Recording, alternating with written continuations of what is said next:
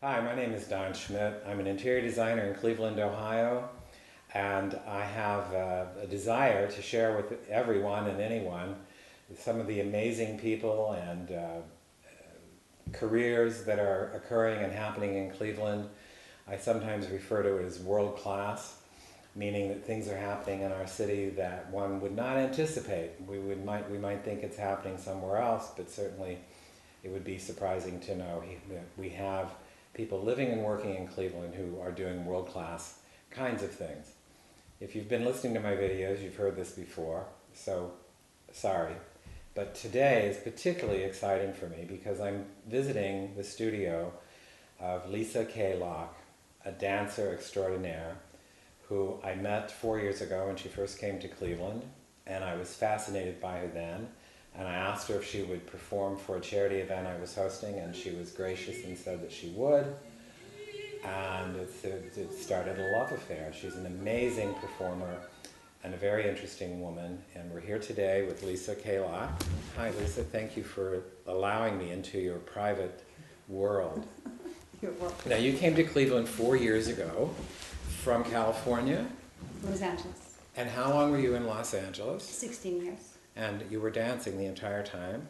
Well, I went there to go to Cal Arts to get a BFA, and then To I got Cal Arts? California Institute of the Okay. Arts, and I got my MFA there too. And then upon graduating, I started doing solo works and worked with freelance with some companies, but stayed away from commercial work until the year before I left. Okay. Which I should have done probably way before. But you were, I saw videos of an amazing piece that you did utilizing a chair. That was from that period in California? Yes. Okay, because that was the first thing that I had seen you do, and I was amazed by that. How would you describe your approach to dance? You're very athletic, and it requires a great deal of strength, but there's something, without knowing the right term, there's something very prima ballerina about you and the way you present, the way you do your work. So I know that you're a fine dancer, but you're an extraordinarily strong dancer. Thank you. So how do you describe what you do?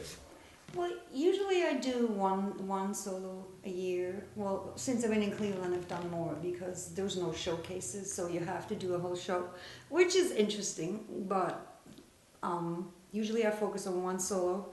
I have an idea, and it has to have a meaning, and each little movement needs to mean something to me, specifically. So then it creates a unique vocabulary versus using steps that you do in your daily training. I'm trying to really make the movement mean something. And so you're telling a story by virtue of the movement. Or convey a mood, or... I know that you spend a great deal of time, the research into music, that you spend a lot of time finding just exactly the right music for your pieces. Now, what defines the right piece of music for you? Well, it has to be something that does something emotional to me, so it gives me a strong mood to start with.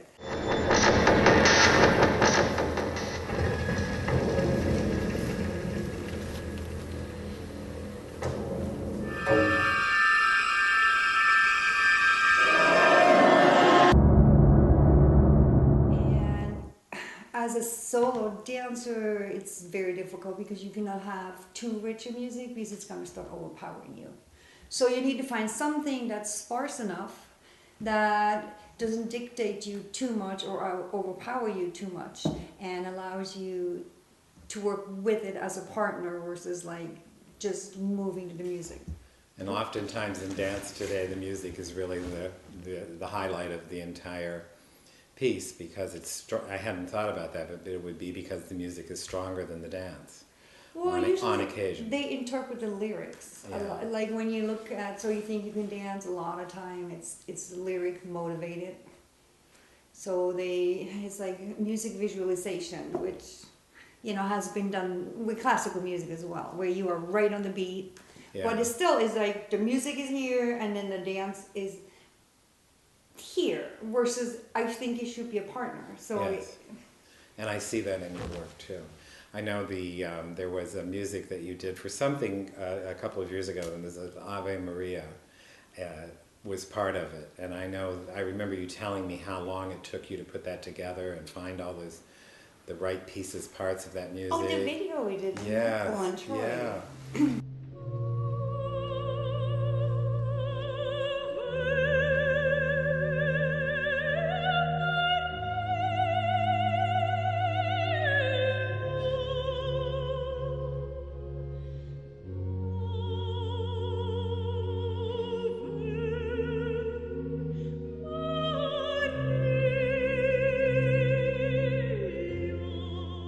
So beautiful. That was just so beautiful, and so much a part of that story with the apple. It was lovely. What are you working on currently? What are you doing now? Well, this is my new set that Larry just built me for Ingenuity. It's going to be under the Detroit Bridge in September, which is a really fun, beautiful, oh yeah, surreal venue.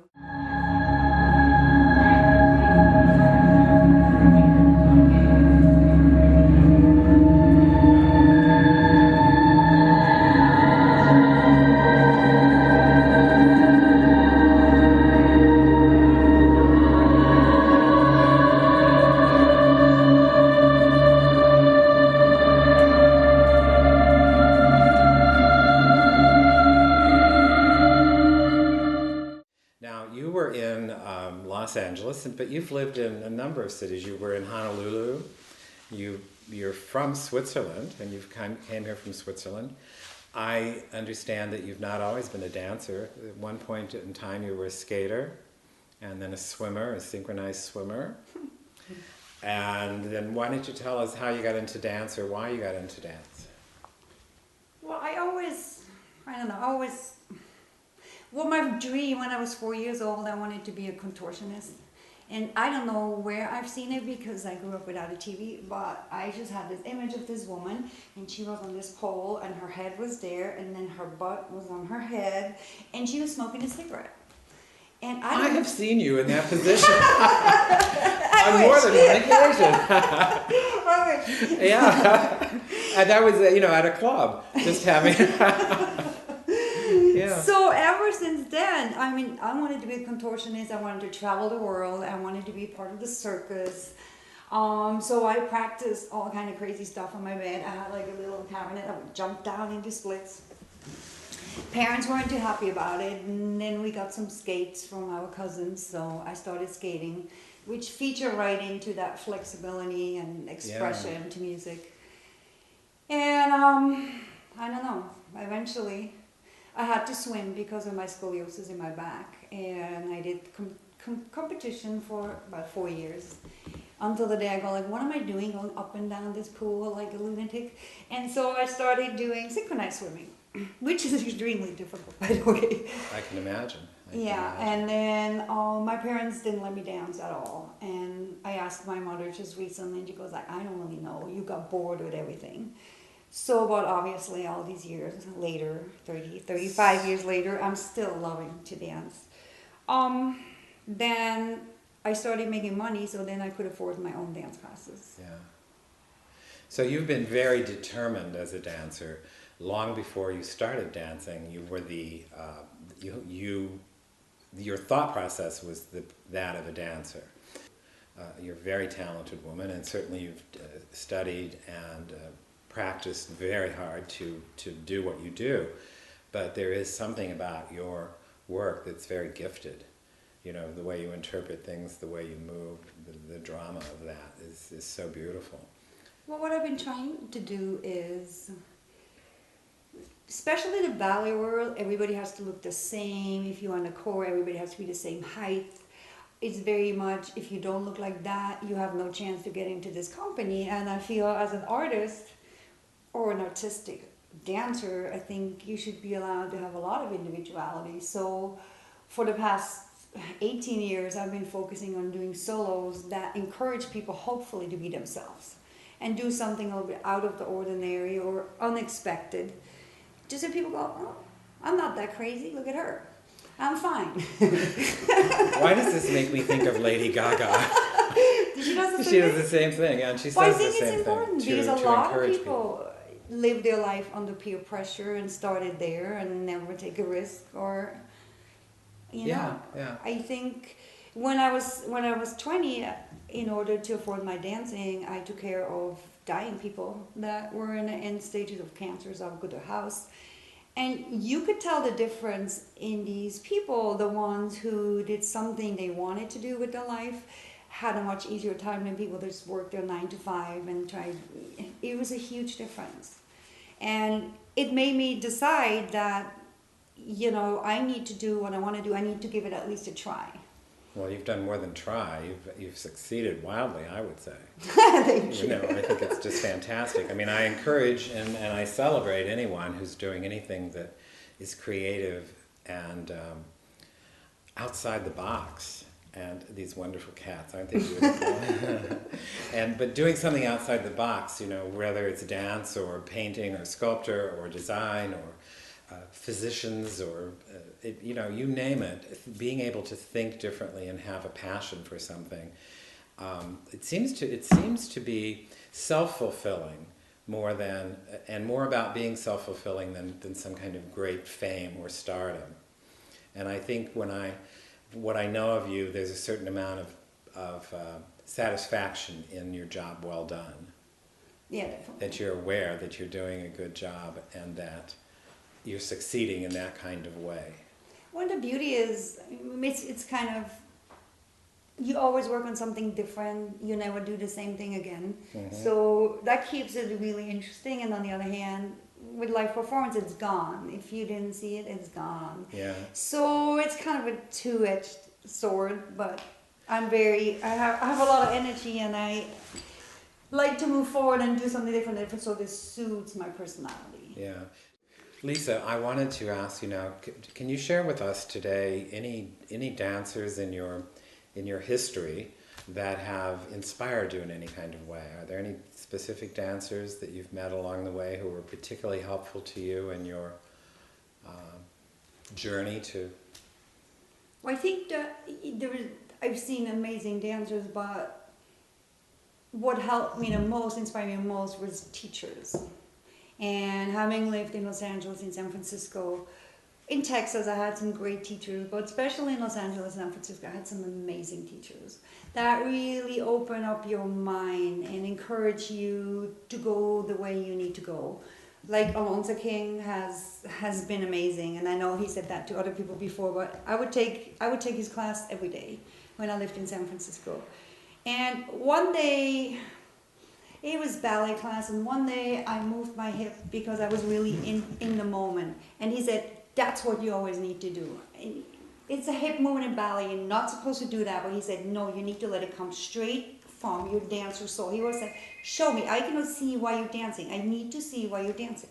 Why do you love it? He was amazing. He definitely inspired me tremendously. And then one day he said, don't pretend to be a lamb. I know you're a tiger inside.